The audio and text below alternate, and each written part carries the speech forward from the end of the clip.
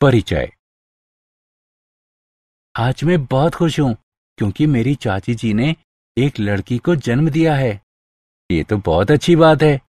लेकिन मेरे चाचा जी खुश नहीं थे क्योंकि वह एक लड़का चाहते थे। वह इसके लिए खुद को दोष दे रहे थे। लेकिन वह ऐसा क्यों कर रहे थे? वास्तव में एक लड़की को जन्म देने के लिए केवल मां ही जिम्मेदार नहीं होती है, बल्कि यह पिता के जीन पर निर्भर करता है, जो वास्तव में बच्चे के लिंग का निर्धारण करते हैं। मुझे आपको इस क्रियाविधि को विस्तार से समझाने दें।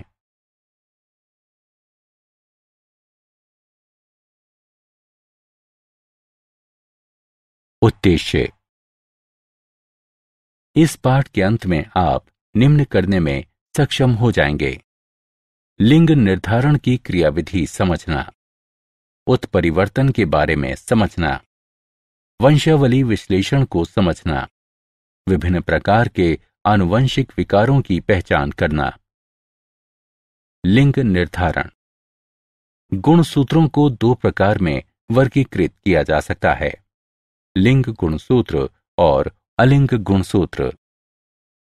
लिंग गुणसूत्र किसी जीव के लिंग का निर्धारण करने में शामिल गुणसूत्र को प्रायः X या Y के रूप में निर्दिष्ट किया जाता है। अलिंग गुणसूत्र। लिंग गुणसूत्र के अलावा गुणसूत्रों के सभी युग्म अलिंग गुणसूत्र कहलाते हैं।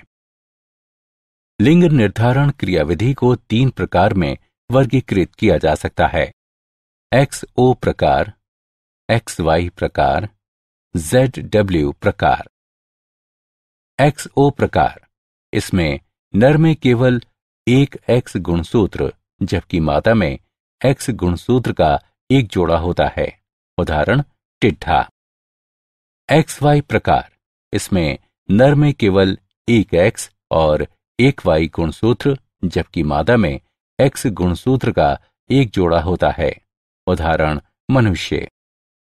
ZW प्रकार, इसमें मादा में केवल एक Z और एक W गुणसूत्र जबकि नर में Z गुणसूत्र का एक जोड़ा होता है, उदाहरण पक्षी। मानव में लिंग निर्धारण। मनुष्यों में लिंग निर्धारण क्रियाविधि XY प्रकार की होती है। मनुष्यों में गुणसूत्र के 23 जोड़े होते हैं, 22 जोड़े अलिंग गुणसूत्र और एक जोड़ा लिंग गुणसूत्र, मादा में XX और नर में XY। शुक्राणु के साथ अंडाणु के निषेचन के दौरान दो प्रकार के युग्मक बन सकते हैं। इसलिए शिशु के बालक XY या बालिका XX होने की प्रायिकता 50% रहती है।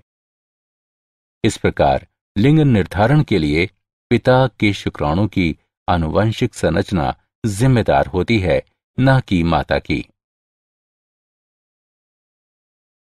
उत्परिवर्तन। संतति में भिन्नताएं निम्न कारणों से पाई जा सकती हैं: गुणसूत्रों के विनिमय के बाद पुनर्योजन और उत्परिवर्तन। उत्परिवर्तन। उत्परिवर्तन एक घटना है जिससे DNA अनुक्रम में फेरबदल हो जाता है और फलस्वरूप जीव के जीनोटाइप तथा फिनोटाइप में परिवर्तन हो जाता है। उत्परिवर्तनजन।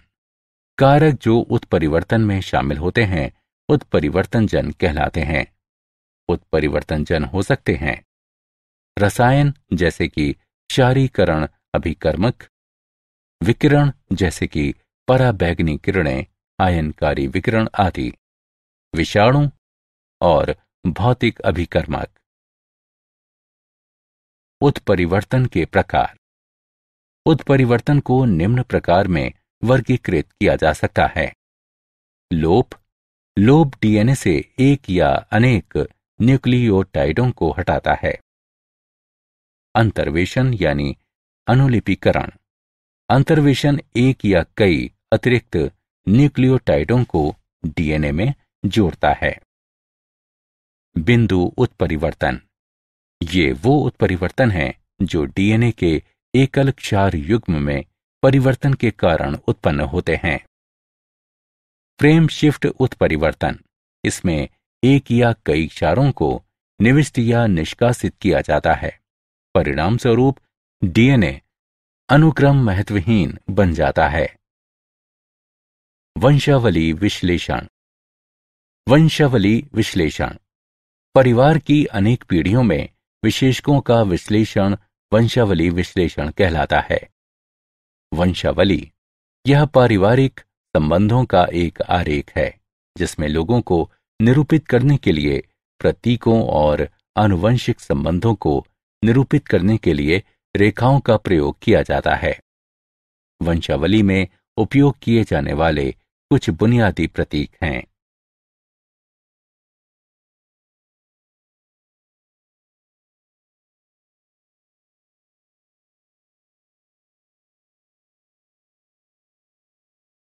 आनुवंशिक विकार। आनुवंशिक विकार एक अवस्था है जो व्यक्ति के डीएनए में विकृति के कारण उत्पन्न होती है।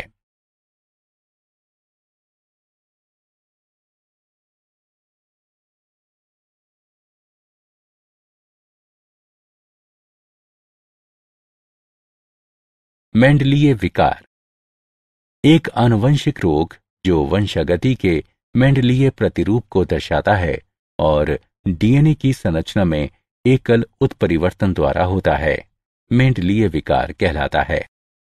ऐसा रोग विशेषक प्रभावी या अप्रभावी हो सकता है। ऐसे विशेषकों के संचरण का निर्धारण करने के लिए वंशावली विश्लेषण का उपयोग किया जा सकता है। अलिंग गुणसूत्र प्रभावी वंशावली, अलिंग गुणसूत्र अप्रभावी वंशावली।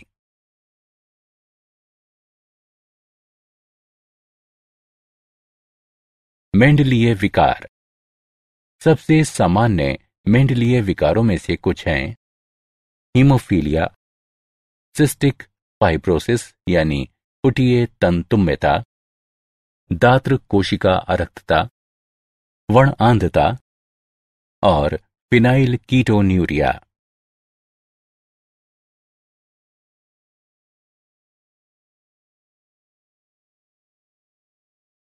हीमोफीलिया यह लिंग सहलग्न अप्रभावी विकार है जो रुधिर स्कंदन को नियंत्रित करने की शरीर की क्षमता को क्षीण करता है।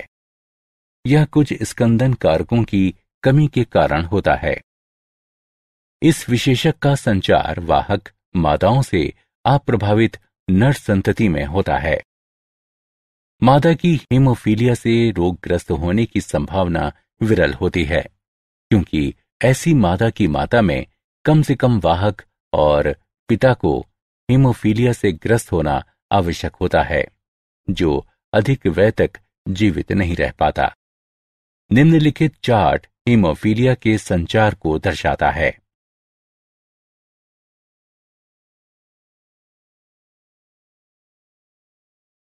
सिस्टिक फाइब्रोसिस यानी पुटीय तंतुम्यता। सिस्टिक फाइब्रोसिस एक आनुवंशिक विकार है जो CFTR प्रोटीन की जीन कोडिंग के विलोपन के कारण होता है। यह गुणसूत्र 7 की लंबी भुजा पर स्थित होती है। प्रायः 3 न्यूक्लियोटाइड की हानि होती है जिसके परिणाम स्वरूप CFTR प्रोटीन के अनुक्रम और रचना में परिवर्तन हो जाता है जिससे ये अपक्रियात्मक हो जाती है। CFTR प्रोटीन कोशिका पृष्ठ झिल्ली के पार क्लोराइड आयनों के परिवहन को नियंत्रित करती है। इससे जीव का वैद्युत अपघट्य संतुलन क्षतिग्रस्त हो जाता है और फलस्वरूप बहिस्रावी ग्रंथियों में परिवर्तन हो जाता है। फेफड़े का झिल्ली स्तर असामान्य रूप से गाढ़ा श्लेष्म उत्पन्न करता है जिसके परिणाम स्वरूप बार बार संक्रमण होता है और सांस लेने में कठिनाई होती है। रोग अग्नाशय की एंजाइमी विफलता को भी बढ़ावा देता है जिसके कारण भोजन के पाचन और अवशोषण में विकार उत्पन्न हो जाते हैं। इन ग्रंथियों में लंबे समय तक स्राव के धारण के कारण स्रावी अंगों जैसे कि यकृत तथा अग्नाशय में फाइब्रोसिस हो जाती है। स्रावी अपक्रिया के कारण स्वेद ग्रंथि सोडियम क्लोराइड की अधिक सांद्रता वाला पसीना उत्पन्न करती है, जिसे नमकीन श्वेत के रूप में जाना जाता है। दात्र कोशिका अरक्तता यानी सिकल सेल एनीमिया।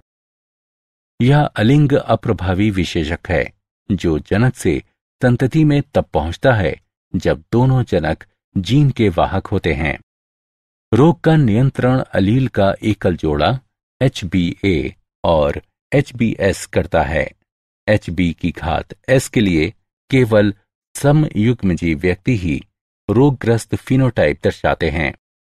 इस विकार का कारण हीमोग्लोबिन की बीटा श्रृंखला की छठी स्थिति पर स्थित वैलीन द्वारा ग्लूटेमिक अम्ल का प्रतिस्थापन है। इस प्रकार आरबीसी का आकार बदलकर लंबा दात्राकार हो जाता है।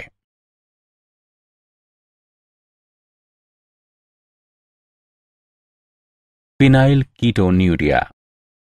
फिनाइल कीटोन्यूरिया ये एक अलिंग गुणसूत्र अप्रभावी विकार है जो मस्तिष्क में फिनाइल एलेनिनी के संचय के कारण होता है, जिसके परिणाम स्वरूप मानसिक दुर्बलता आ जाती है।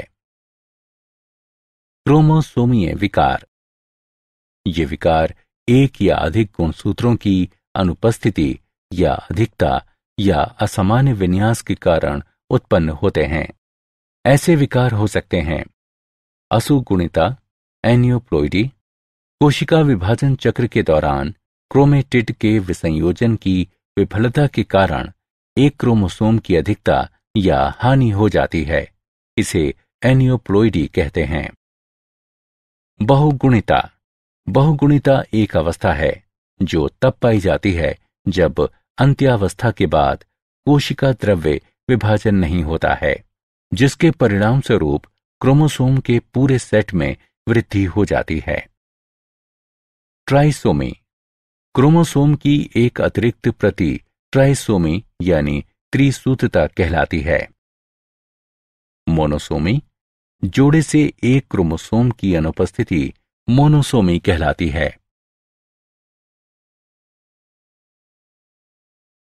क्रोमोसोमीय विकार। मनुष्यों के कुछ सामान्य क्रोमोसोमीय विकार हैं। Down syndrome. ये क्रोमोसोम संख्या 21 की ट्राइसोमी के कारण होता है। Klinefelter syndrome. यह मनुष्य के शुक्राणु XXY में X क्रोमोसोम की अतिरिक्त प्रति की उपस्थिति के कारण होता है। Turner syndrome. ये मानव अंडाणु XO में एक X क्रोमोसोम की अनुपस्थिति के कारण होता है।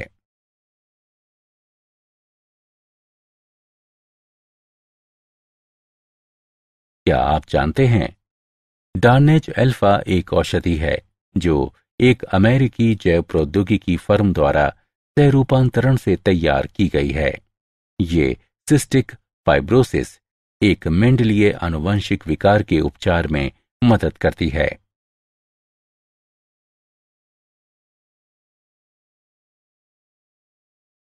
सारांश।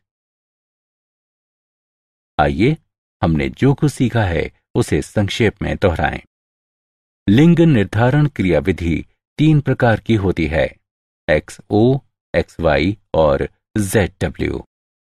मनुष्य लिंग निर्धारण के XY प्रकार का पालन करते हैं। उत्परिवर्तन को आनुवंशिक पदार्थ में परिवर्तन के रूप में परिभाषित किया जाता है। एक आनुवंशिक रोग जो वंशागति के मेंडलीय प्रतिरूप को दर्शाता है और डीएनए की संरचना में एकल उत्परिवर्तन द्वारा होता है, मेंडलीय विकार कहलाता है। उदाहरण दात्र कोशिका अरक्तता, हीमोफीलिया आदि। डाउन सिंड्रोम 21वें क्रोमोसोम की ट्राइसोमी के कारण होता है। क्लाइनफेल्टर सिंड्रोम एक अतिरिक्त X क्रोमोसोम वहन करता है, जबकि टर्नर सिंड्रोम में एक X क्रोमोसोम की कमी होती है।